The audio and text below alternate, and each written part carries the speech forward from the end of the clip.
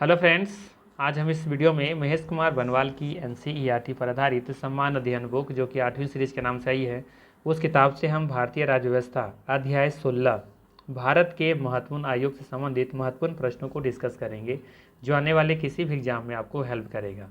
इससे पहले ऑलरेडी हमने 15 अध्याय करा रखा है, उन सभी वीडियो का लिंक डिस्क्रिप्शन में दिया हुआ है या फिर प्ले लिस्ट में जाके आप देख सकते हैं। साथ ही साथ ध्यान रखिएगा, इससे पहले ऑलरेडी हमने प्राचीन भारत, मध्यकालीन भारत और आधुनिक भारत से संबंधित सभी अध्यायों को हमने कवर कर लिया है। उन सभी वीडियो का लिंक डिस्क्रिप्शन में दिया हुआ है या फिर प्ले लिस्ट में जाकर आप देख सकते हैं। ठीक है, तो चलिए फिर शुरू करते हैं और देखते हैं आज का पहला सवाल। आज का पहला सवाल है, नीति आयोग के प्रथम उपाध्यक्ष कौन थे? सवाल है, नीति आयोग के प्रथम उपाध्यक्ष कौन थे? तो याद रखना है, सही आंसर होगा अरविंद पनघड़िया। ठीक है, नीति आयोग के प्रथम उपाध्यक्ष कौन थे? अरविंद पनघड़िया। आप सभी को पता होगा 1 जनवरी 2015 को योजना आयोग को समाप्त करके नीति आयोग की स्थापना की गई थी। हमेशा ध्यान रखना है कि इसके जो अध्यक्ष होते हैं वो प्रधानमंत्री होते हैं। ठीक है, वर्तमान में जो भी प्रधानमंत्री होते हैं उनके ये पदेन अध्यक्ष होते हैं। और प्रथम यदि उपाध्यक्ष पूछा जाए तो अरविंद पनघड़िया थे। ठीक है, चलिए अगला सवाल लेते हैं। अगला सवाल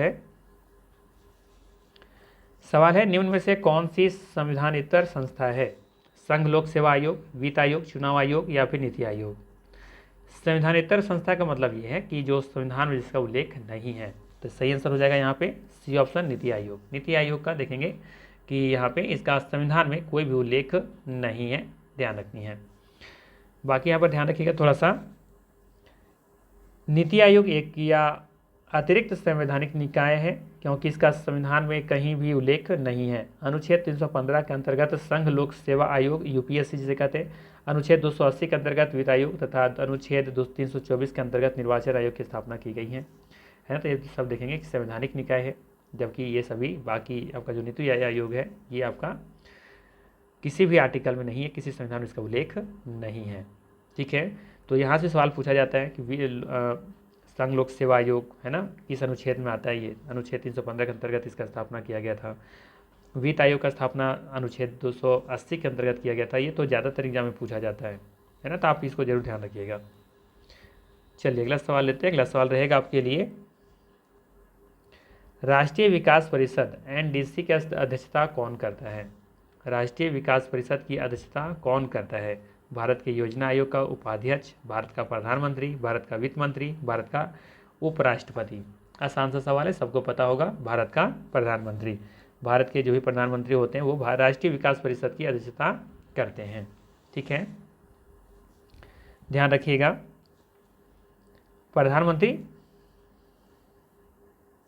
प्रधानमंत्री राष्ट्रीय विकास परिषद का प्रमुख होता है तथा परिषद में सभी केंद्रीय मंत्री, सभी राज्यों के मुख्यमंत्री और केंद्र शासित प्रदेशों के प्रशासक शामिल होते हैं। ठीक है, प्रधानमंत्री राष्ट्रीय विकास परिषद का प्रमुख होता है, ये आपको याद रखनी है। साथ ही साथ ध्यान रखना है कि इसमें कौन कौन शामिल होते हैं। तो परिषद में सभी केंद्रीय मंत्री, सभी राज्यों के मुख्यमंत्री और केंद्र शासित प्रदेशों के जो प्रशासक होते हैं वो सभी इसमें शामिल होते हैं। ठीक है, चलिए अगला सवाल है आपके लिए, राष्ट्रीय मानव अधिकार आयोग के अध्यक्ष एवं सदस्यों की नियुक्ति समिति में निम्न में से कौन सदस्य नहीं होते हैं?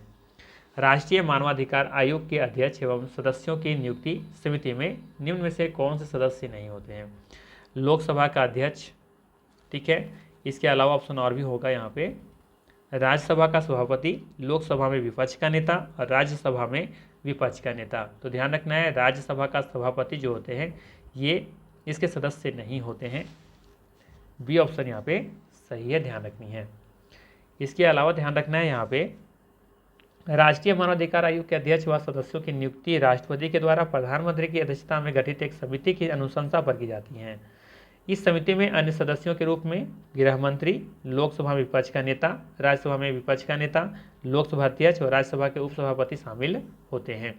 राष्ट्रीय मानवाधिकार आयोग का गठन 12 अक्टूबर 1993 को किया गया था। आप लोग कमेंट करके बताइएगा, राष्ट्रीय मानवाधिकार आयोग जो राष्ट्रीय मानवाधिकार दिवस कब मनाते हैं? कमेंट करके बतानी है, राष्ट्रीय मानवाधिकार दिवस कब मनाया जाता है। ठीक है, तो थोड़ा सा यहाँ पे आपको याद रखनी है कि यहाँ पे राज्यसभा का जो उपसभापति होते हैं वो शामिल नहीं होते हैं, राज्यसभा के उपसभापति नहीं शामिल किए जाते हैं, ये आपको याद रखनी है। ठीक है, राज्यसभा के उपसभापति को शामिल किया जाता है, ना कि सभापति को। ठीक ना।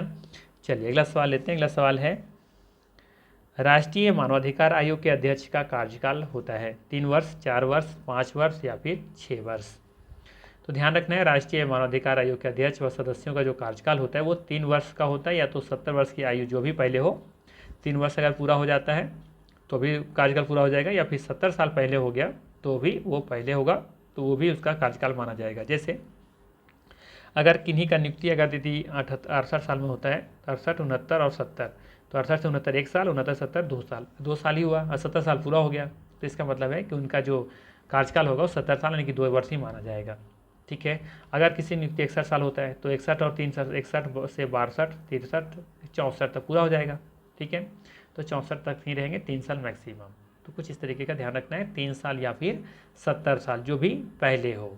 ठीक है। और ये भी ध्यान रखिएगा, मानवाधिकार संरक्षण अधिनियम 2019 के लागू होने से पूर्व यह अवधि 5 वर्ष थी। 3 वर्ष के जगह पर पहले 5 वर्ष थी, लेकिन मानवाधिकार संरक्षण अधिनियम 2019 जब लागू हुई उसके बाद यह 3 वर्ष कर दिया गया था। आपको ये भी याद रखनी है। ठीक है। और ये भी याद रखिएगा कि उच्चतम न्यायालय का मुख्य न्यायाधीश या न्यायाधीश इस आयोग के अध्यक्ष के रूप में कार्य करने योग्य होते हैं। कौन? उच्चतम न्यायालय का मुख्य न्यायाधीश या फिर न्यायाधीश, है ना, जो भी हो, इस आयोग के अध्यक्ष के रूप में कार्य करने के योग्य माने जाते हैं। ठीक है। चलिए अगला सवाल लेते हैं। अगला सवाल है, राज्य मानवाधिकार आयोग के अध्यक्ष और सदस्यों की नियुक्ति निम्न में से किसके द्वारा की जाती है? राष्ट्रपति, राज्यपाल, उच्च न्यायालय के मुख्य न्यायमूर्ति, उपरोक्त में से कोई नहीं। तो याद रखना है, राज्य मानवाधिकार आयोग के अध्यक्ष और सदस्यों की नियुक्ति राज्यपाल के द्वारा की जाती है। बी ऑप्शन यहाँ पे बिल्कुल ही सही होगा। चलिए अगला सवाल लेते हैं।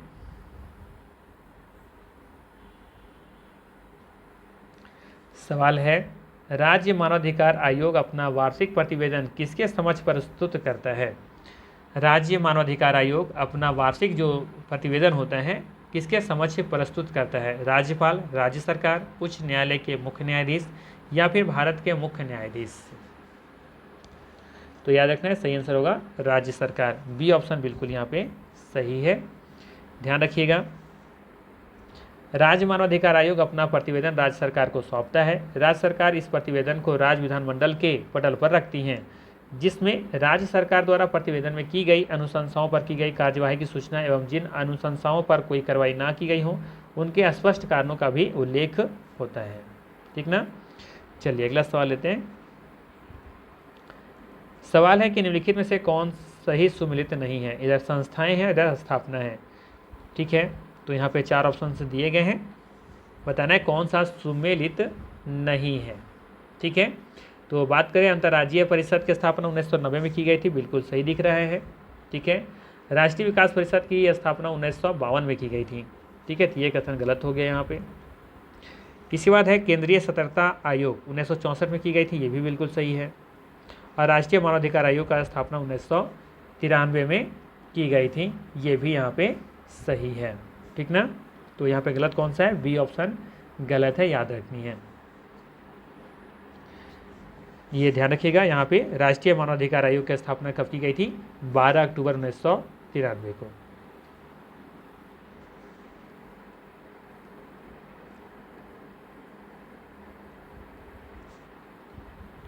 ठीक है, चलिए अगला सवाल लेते हैं। यहाँ पे सही आंसर क्या हो जाएगा? B option. चलिए अगला सवाल है, निम्नलिखित में से कौन सा सही है? संघ लोक सेवा आयोग एक क्या है? नियामक संगठन है, वैधानिक संगठन है, संसदीय अध्यादेश द्वारा स्थापित है या फिर संवैधानिक निकाय है? तो सही आंसर हो जाएगा यहाँ पे संवैधानिक निकाय है ना। डी ऑप्शन सही होगा।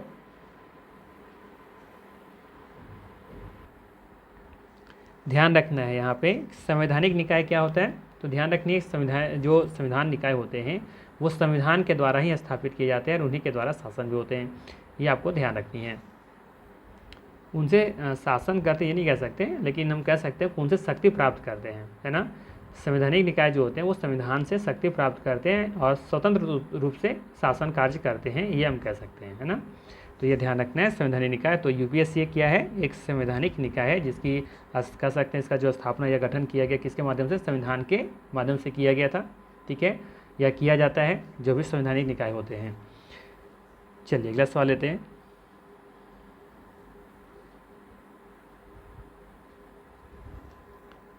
अगला सवाल है, केंद्रीय सतर्कता आयोग की स्थापना किसकी अनुशंसा पर की गई थी? बताना है, केंद्रीय सतर्कता आयोग की स्थापना किसकी अनुशंसा पर की गई थी?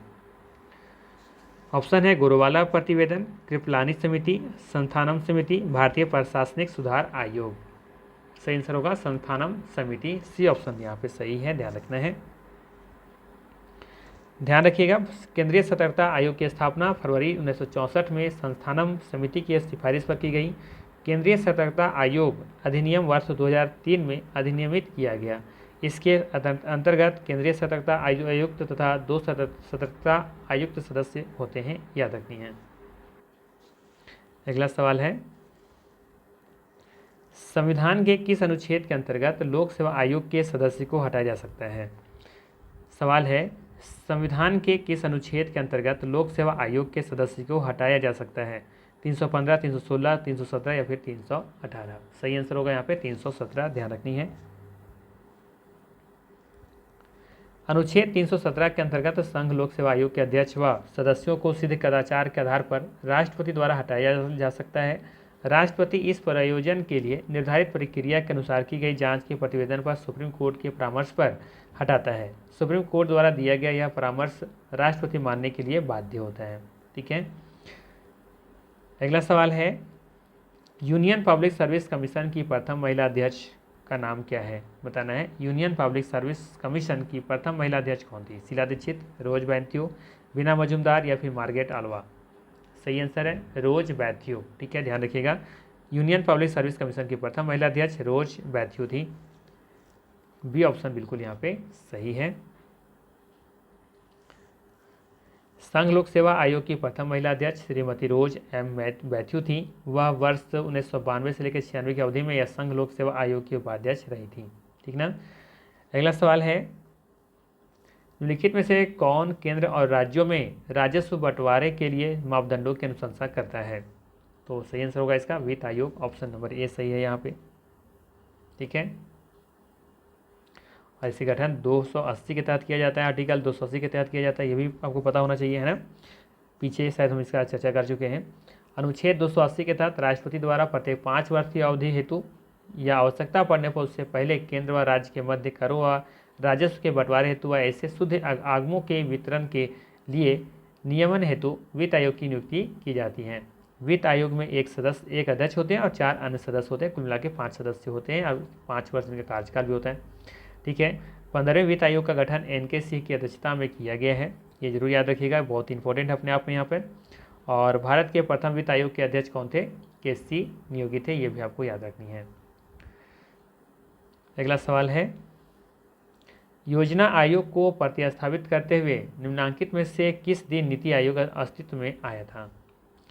योजना आयोग को प्रतिस्थापित करते हुए निम्नांकित में से किस दिन नीति आयोग अस्तित्व में आया था? याद कीजिए, 2014 तो नहीं होगा, है ना, 2015 होगा। तो इसका सही आंसर क्या हो जाएगा? ऑप्शन नंबर सी, 1 जनवरी 2015। ठीक है, ध्यान रखनी है, ध्यान दीजिएगा, 1 जनवरी 2015 को योजना आयोग को समाप्त करके नीति आयोग की स्थापना की गई। प्रधानमंत्री इसके पदेन अध्यक्ष होते हैं। नीति आयोग के प्रथम अध्यक्ष श्री नरेंद्र मोदी और उपाध्यक्ष कौन थे? अरविंद पनगड़िया थे। नीति आयोग के वर्तमान उपाध्यक्ष कौन है? सुमन बेरी है। ठीक है, देख लीजिएगा एक बार इसको। अगला सवाल है, किस संविधान संशोधन अधिनियम के द्वारा राष्ट्रीय पिछड़ा वर्ग आयोग को संवैधानिक दर्जा प्रदान किया गया है? सवाल है, किस संविधान संशोधन अधिनियम के द्वारा राष्ट्रीय पिछड़ा वर्ग आयोग को संवैधानिक दर्जा प्रदान किया गया है? 101वां संविधान संशोधन अधिनियम या फिर 102वां, 103वां या फिर 105वां? सही आंसर हो जाएगा ऑप्शन नंबर बी, 102वां। ठीक है, 102 जो है आपका संविधान संशोधन अधिनियम, इसी के अंतर्गत राष्ट्रीय पिछड़ा वर्ग आयोग के संवैधानिक दर्जा प्रदान किया गया था। ठीक है, अगला सवाल है, राष्ट्रीय अल्पसंख्यक आयोग की स्थापना कब की गई थी? सवाल है, राष्ट्रीय अल्पसंख्यक आयोग की स्थापना कब की गई थी? 91, 92, 95 या फिर 98? सही आंसर हो जाएगा वर्ष 1992। ध्यान रखिएगा, राष्ट्रीय अल्पसंख्यक आयोग की स्थापना राष्ट्रीय अल्पसंख्यक आयोग अधिनियम 1992 के द्वारा वर्ष 1993 में की गई थी। यह एक संवैधानिक निकाय है, ये भी याद रखिएगा, ना कि संवैधानिक निकाय। ठीक है, ध्यान रखिएगा दोनों में अंतर होता है। एक हमने कहा ये जो आपका है ना राष्ट्रीय अल्पसंख्यक आयोग, ये एक सांविधिक निकाय है, ना कि संवैधानिक निकाय। संवैधानिक निकाय मतलब होता है जो कि संविधान के थ्रू बनाया गया हो। ठीक है, और वो पूरी तरीके से क्या होता है, स्वतंत्र होता है, संवैधानिक निकाय जो होते हैं। ठीक है, तो ये संविधिक निकाय है। ठीक है, राष्ट्रीय अल्पसंख्यक आयोग। और ये भी याद रखना है, राष्ट्रीय अल्पसंख्यक आयोग द्वारा मुस्लिम, ईसाई, सिख, बौद्ध, पारसी तथा जैन समुदाय को अल्पसंख्यक समुदाय के रूप में अधिसूचित किया गया है। कौन कौन? मुस्लिम, ईसाई, सिख, बौद्ध, पारसी तथा जैन, इन सभी समुदायों को अल्पसंख्यक समुदाय के रूप में अधिसूचित किया गया है, आपको याद रखनी है। चलिए अगला सवाल लेते हैं। अनुसूचित जातियों तथा और अनुसूचित जनजातियों के लिए एक राष्ट्रीय आयोग गठित करने का प्रावधान संविधान के किस अनुच्छेद के अंतर्गत किया गया है? तो याद रखना है 338 एवं 338 का क। ये ऑप्शन यहाँ पे सही है। पूर्व में अनुच्छेद 338 के अंतर्गत राष्ट्रीय अनुसूचित जाति व अनुसूचित जनजाति के लिए आयोग का प्रावधान था, परंतु 89वें संविधान संशोधन द्वारा राष्ट्रीय अनुसूचित जनजाति आयोग को अलग करके अनुच्छेद 338 क के अंतर्गत उपबंधित किया गया। इन दोनों प्रथम आयोगों में एक अध्यक्ष एवं एक उपाध्यक्ष व 3 सदस्य होते हैं, जिनकी नियुक्ति राष्ट्रपति के द्वारा की जाती है, याद रखनी है। अगला सवाल है, भारत में लोकपाल व लोकायुक्त की स्थापना का सुझाव दिया था, किसने दिया था? भारत में लोकपाल व लोकायुक्त की स्थापना का सुझाव किसने दिया था? सरकारिया आयोग, प्रशासनिक सुधार आयोग, विधि आयोग या फिर ठक्कर आयोग? सही आंसर हो जाएगा यहाँ पे प्रशासनिक सुधार आयोग, बी ऑप्शन सही है।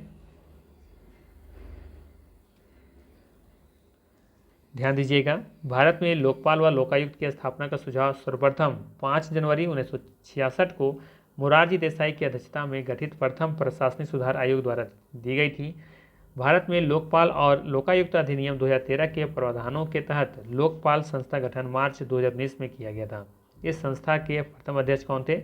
न्यायाधीश पिनाकी चंद्र घोष। ये अपने आप में महत्वपूर्ण है, ध्यान रखिएगा, यहाँ से सवाल बन सकता है। ठीक है, लोकपाल या लोकायुक्त की जो स्थापना की गई थी, तो वहाँ पूछा जा रहा है आपसे कि प्रथम अध्यक्ष इसके कौन थे? तो ये पिनाकी चंद्र घोष थे। ठीक है, अगला सवाल है, निम्नलिखित में से किस राज्य में सर्वप्रथम लोकायुक्त कार्यालय की स्थापना की गई थी? बताना है निम्नलिखित में से किस राज्य में सर्वप्रथम लोकायुक्त कार्यालय की स्थापना की गई थी? महाराष्ट्र, उत्तर प्रदेश, बिहार या फिर उड़ीसा? सही आंसर है उत्तर प्रदेश, बी ऑप्शन सही है। ध्यान दीजिएगा, महाराष्ट्र लोकायुक्त और उप लोकायुक्त अधिनियम 1971 के अंतर्गत वर्ष 1971 में महाराष्ट्र में सर्वप्रथम लोकायुक्त कार्यालय की स्थापना की गई थी। अगला सवाल है, निम्नलिखित में से किस राज्य में लोकायुक्त की नियुक्ति के लिए न्यायिक योग्यता का निर्धारण किया गया है? बताना है किस राज्य में लोकायुक्त की नियुक्ति के लिए न्यायिक योग्यता का निर्धारण किया गया है? सही आंसर हो जाएगा यहाँ पे उत्तर प्रदेश, बी ऑप्शन बिल्कुल ही यहाँ सही है, ध्यान रखिएगा। इसके अलावा ध्यान रखना है उत्तर प्रदेश, हिमाचल प्रदेश, आंध्र प्रदेश, गुजरात, उड़ीसा, कर्नाटक और असम में लोकायुक्त नियुक्ति के लिए न्यायिक योग्यता निर्धारित की गई है। कौन कौन सा राज्य है? उत्तर प्रदेश, आंध्र प्रदेश, हिमाचल प्रदेश, गुजरात, उड़ीसा, कर्नाटक और असम। इन राज्यों में न्यायिक योग्यता निर्धारित की गई है लोकायुक्त नियुक्ति के लिए। ठीक ना, तो ये सभी ध्यान रखना अपने आप में महत्वपूर्ण है। इसके अलावा आपको ध्यान रखना है 15वें वित्त आयोग की संरचना के बारे में। ठीक है, इनके जो अध्यक्ष हैं वो इनके सी हैं, ये इंपॉर्टेंट है, आपको ये लाइन याद रखनी है। 15वें वित्त आयोग के अध्यक्ष कौन है? तो ये है NK सिंह। ठीक है, पूर्णकालिक सदस्य के बारे में बात करें तो ये अजय नारायण झा हैं। ठीक है, पूर्णकालिक सदस्य यहाँ पे देखेंगे तो 2 हैं, कौन कौन है? एक अनूप सिंह है और एक नारायण झा है। अंशकालिक सदस्य के बारे में बात करें तो अशोक लहड़ी और रमेश चंद्र हैं, और एक सचिव से कौन है? अरविंद मेहता। ठीक है, ये भी अपने में महत्वपूर्ण है। 15वें वित्त आयोग के सचिव कौन है? अरविंद मेहता। ठीक है, इसके अलावा हम बात करें भारत के वित्त आयोग के प्रथम अध्यक्ष के बारे में, तो यह है KC नियोगी, ये याद रखना है। और दूसरा भी याद रख सकते हैं के संथानम। ठीक है, इसकी स्थापना कब हुई थी? पहला वित्त आयोग का स्थापना हुई थी 1951 में, इसके अध्यक्ष थे KC नियोगी। सवाल ये अक्सर पूछा जाता है। इसकी अनुशंसा देखें तो 1952 से लेकर के 1957 तक था। ठीक है। तो प्रथम कम से कम तो जरूर याद रखिए। और अभी चल रहा है ये 15वां, 2017 से ये चल रहा है। इसका कार्यकाल देखिए 2020-21 और से लेकर के 21-26 तक कह सकते हैं ये चलेगा, ठीक है। तो अभी 1 साल इसका अभी डेट बचा हुआ है। तो इसके अध्यक्ष कौन है? NK सिंह। इससे पहले कौन थे? YV रेड्डी। इससे पहले थे विजय केलकर, ठीक है। तो कम से कम प्रथम और अंतिम तो जरूर याद रखिए, ठीक है। वहीं बात करें यहाँ पे प्रमुख जो आयोग है उसके मुख्यालय कहाँ पर हैं, जैसे कि राष्ट्रीय अनुसूचित जाति आयोग, इसके मुख्यालय कहाँ है? नई दिल्ली में है।